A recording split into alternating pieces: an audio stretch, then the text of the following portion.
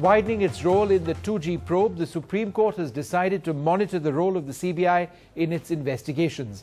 The court, which accepted that the Comptroller and Auditor General's report did prima facie reveal serious irregularities in the grant of licenses, said investigations into the allocation of spectrum should go back to when the NDA was in power. It's an order which could have far-reaching impact on politics and the corporate world in India. The Supreme Court has directed the CBI to file an FIR for the period beginning from the BJP-led government in 2001, when the 2G licenses were first sold. This is not only to investigate the loss caused to the public exchequer, gain to the licensees' service providers, and the issue of allowing use of dual alternate technology by some service providers even before the decision was made public via press release dated 19/10/2007. Now this part of the investigation narrows the scope to a handful of firms, including Anil Ambani's Reliance Communications, HFSL and Shyam. In a stinging observation, the court said that the CBI must look into issues highlighted by the CAG's report, which has prima facie found serious irregularities in the grant of licenses to 122 applicants, the majority of whom are said to be ineligible.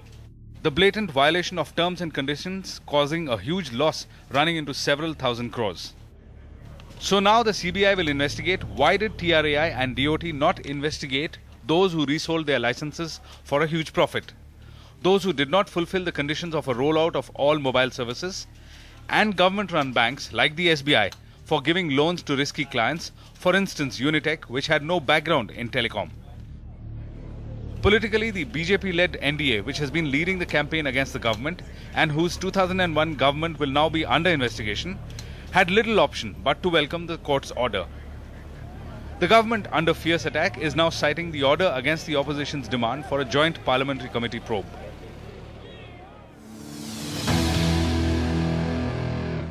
I believe that the people of this country will have much greater confidence in the Supreme Court monitoring the investigation of the CBI than any other entity. And therefore, this would have, in fact, a JPC would have delayed everything. Bharatiya Janata party अभी भी संयुक्त संसदीय समिति joint parliamentary committee के पक्ष में है और हमारा ये मांग बरकरार है. The message from the Supreme Court to CBI and the Enforcement Directorate is loud and clear. Both will have to do a thorough investigation without being influenced by anyone to bring the culprits to book. The Apex Court will pass further orders on 10th February next year, depending upon the status of the investigation. With Bureau Inputs in New Delhi, Arunachalam Vaidyanathan, NDTV.